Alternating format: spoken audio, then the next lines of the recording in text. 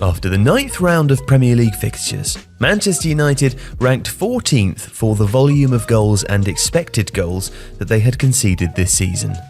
Prior to beating Tottenham, they have kept only one clean sheet in 20 games across all competitions, a record which was worst amongst all Premier League teams. They also hadn't kept a clean sheet at Old Trafford since April the 15th, against Granada in the Europa League. And the last time they kept a clean sheet at home in the Premier League was against West Ham United on March the 14th. So United's defence is a problem. But what's going wrong? Well, firstly, it's useful to look at their approach out of possession. When United have played in a more compact shape and employed a counter-attack under Ole Gunnar Solskjaer, they've had a great deal of success. However, this season they are simply too easy to play through. Using data from StatsBomb via FBref, we can look at the location of the pressures that United have made. Solskjaer's men are actually about league average in the proportion they make in the attacking third, with nearly a quarter coming in the area of the pitch. Nearly half the pressures United make are in midfield, which is not uncommon. However, there are a few too many occasions where those pressures feel more reactive than proactive, after the opposition have broken through the attacking line too easily. Not having a high pressing style does not necessarily mean the team is poorer at defending though. However, what was worrying was Solskjaer's declaration of United's defensive approach against Liverpool in his post-match interview. "We're at home, we're playing against Liverpool, we've come here over the last 2.5 years and had a similar approach to go press high. I think at Man United we should always try at home to go and stamp our authority on the game." So the intention was there, but the execution wasn't. Just 11% of the total pressures made by United were in the attacking third. Now, typically, teams will either stay compact out of possession, or if they do press, do it with speed and as a team.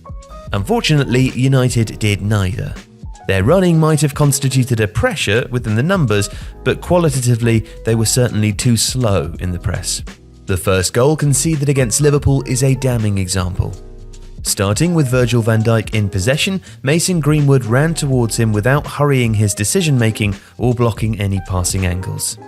Greenwood did then run towards Andy Robertson with more intent to block off a return pass to Van Dijk, but is not really intense in the press, and with Aaron Wan-Bissaka miles away in getting close to Robertson as he receives the ball.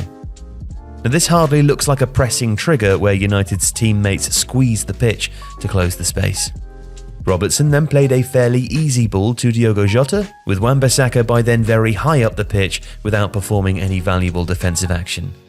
Meaning that Victor Lindelof, United's right-sided centre-back, had pulled very wide to cover, thereby exposing the back four. As Jota played the ball inside to Firmino, the space the Brazilian had between the lines was huge, with 7 United players in Liverpool's half when Jota receives. With Scott McTominay and Fred already on the wrong side of Firmino, the Brazilian actually has an easy pass onto Mohamed Salah, beyond Harry Maguire.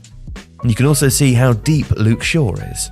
While he was given a tough task of tracking 2 Liverpool players, if he'd tried to keep a higher line with his centre-backs, then Salah and Naby Keita may have been offside. As it transpired, Shaw was then given the impossible task of stopping Salah and Keita on his own, which of course he was unable to do. And all too many times you see United players running back towards their own goal with the opposition in behind.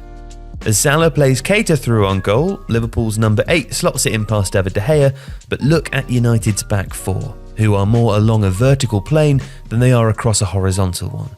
It's a mess, and this has been a pattern that has developed in the early stages of the season. Teams were getting chances through United's midfield all too easily, which was leaving the defence exposed. However, it's not just the goals that stand out, as United have been given warning signs from chances that hadn't led to them conceding. Many of the issues described appeared vividly in the loss to Leicester City, and regularly at other points during the season. But returning to the numbers, United's passes per defensive action, PPDA, serves as a proxy of their pressing intensity, which backs up the eye test. Through the first 9 Premier League games, Solskjaer's side were allowing the opposition to make 13.6 passes on average before making a challenge, which ranks as the 12th highest pressing intensity in the league this season. Over time, with a 10-game rolling average, you can see that there has been a steady decline in their pressing intensity dating back to the final third of last season, and it's alarming. Separately, Captain Harry Maguire has also been criticised. It would appear that the 28-year-old is not operating at the peak of his powers, but a closer look would suggest that Maguire has not dropped off his output dramatically.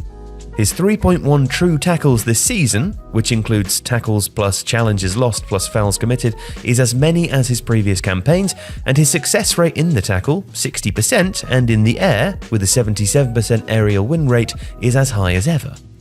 However, it's revealing how often he is engaging in more proactive front foot defending, which reads the play and stops the attack developing at source.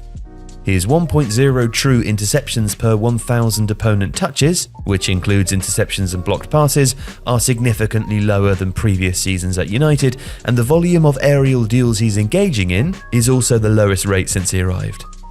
So does that suggest that he's trying to avoid being exposed by stepping out? Well, perhaps the numbers don't paint the fullest picture, but there is little doubt that Maguire needs to rebuild his confidence or change his new habit. So, where to go from here?